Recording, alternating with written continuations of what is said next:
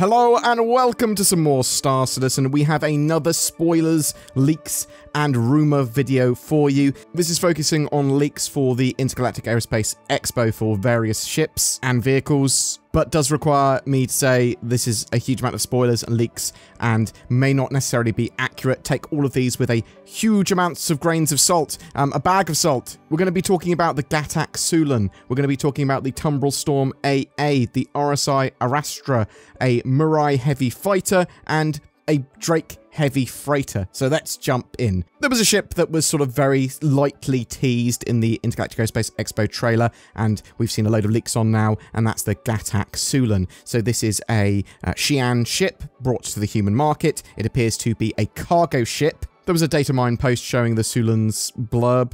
The Sulan cargo vessel has been artfully crafted by the renowned House Gatak to be well suited for both human and Xi'an pilots. With a refined agile frame, the Sulan leads itself to ferrying important deliveries across the universe, or as the ideal ship for those making their transport career debut. There's a lot of media and sort of other posts I've seen about this as well. It's very much going for that triangular look. We've got some leaks that show it at the IAE in some form of a media there. It looks to be a smaller version of the Gatak Rylan, which is a sort of dedicated cargo vessel, and this appears to be a dedicated cargo starter ship, though leaks say it might have 3 size 3 weapons or something, which would be pretty high DPS for a cargo ship. We're gonna have to wait and see though. As with all leaks and all that sort of jazz, we don't know how stuff's changed even if it was accurate at the time.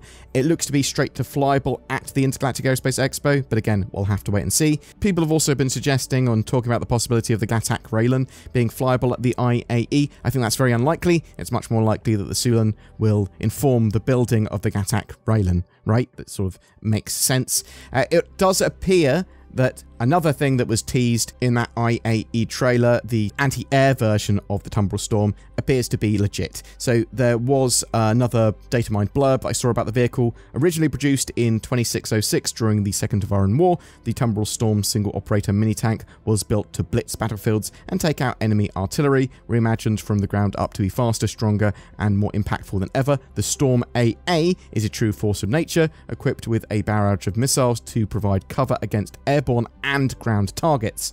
I originally had suggested that it was either an AA or EMP version. Obviously doesn't appear to be EMP, but has a load of smaller missiles, and it's not just for anti-air, it's also for shooting ground targets, ground vehicles as well. Really, really excited to see that. You can expect the Tumbrel Storm and the AA version to both be available drivable at the Intergalactic Aerospace Expo. At least that's what I'm expecting. There was a post on Sketchfab, and I then saw later linked on Reddit, talking about the RSI Arastra. This is the new heavy miner that Cloud Imperium have been working on for a little while. They talked about it at CitizenCon last year, that they were working on a heavy miner, wanted people to choose what manufacturer it was. People chose RSI with vote, and it appears that this is going to be turning up as a concept ship, most likely, during the IAE. The blurb for this one says, with all the risks involved in mining the universe's vast stores of valuable resources, Robert Space Industries wants to make sure that choosing the right ship isn't one of them.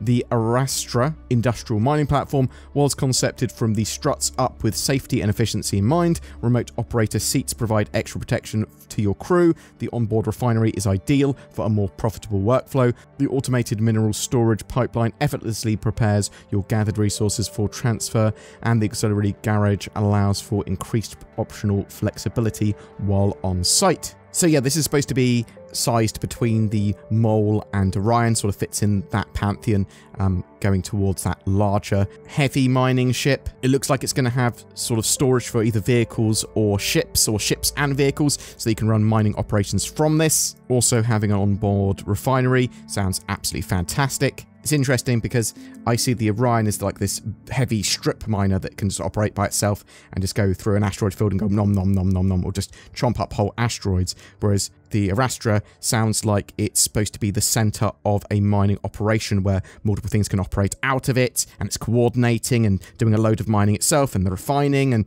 you're going to have ships coming back in to drop off resources, and it can do all sizes of mining. The big question I have is, do I want this if I already have an Orion? And the answer is probably because I'm a sucker for industrial ships. There was also rumours and leaks about a Mirai heavy fighter. So this I saw on Pipeline, previously Star Citizen Leaks. They're talking about this Mirai heavy fighter that appears to be that Fat Fury that appeared in the CitizenCon ship presentation sneak peeks. We know that it's supposed to be in players' hands within the next 12 months.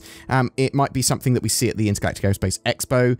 And it's supposed to be something that competes with like the Vanguard heavy fighter sort of style. I think that being larger, long range, potentially multiple seats, not a single seater heavy fighter. I'm quite happy with my F8. I don't know if I need another heavy fighter in my hangar, but because it's Mirai, it's going to be sort of like a hybrid alien Xi'an tech in there. Interestingly, there was also some vague rumors of a Drake heavy freighter, again from Pipeline. So this doesn't have much in the way of sort of substantial evidence showing that that's the case, though. It sounds like it's potentially more of an idea that devs have talked about and something they might put in the future rather than something that's in concept or development. I think it's supposed to be sort of like a Caterpillar being a Hull C. The Drake heavy freighter that they're talking about would be a Hull D. And that's all I've got for you in regards to leaks today and new ones and updates. If you want to know more about those leaks and spoilers,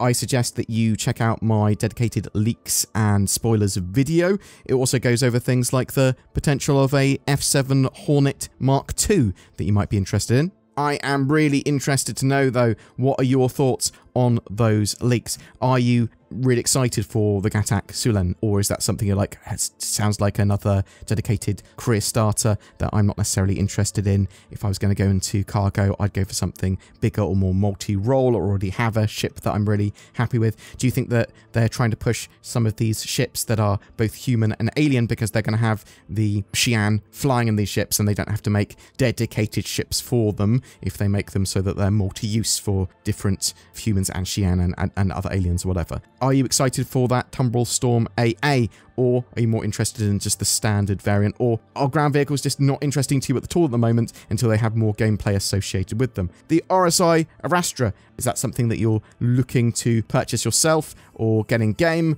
A Mirai heavy fighter, is that something that excites you as well, or do we have too many fighters and heavy fighters in game already? Which of those do you think we're actually going to see at the Intergalactic Aerospace Expo? What prices do you think they're going to be? Whatever your thoughts and questions, please chuck them in the comments below. I'd love to see them.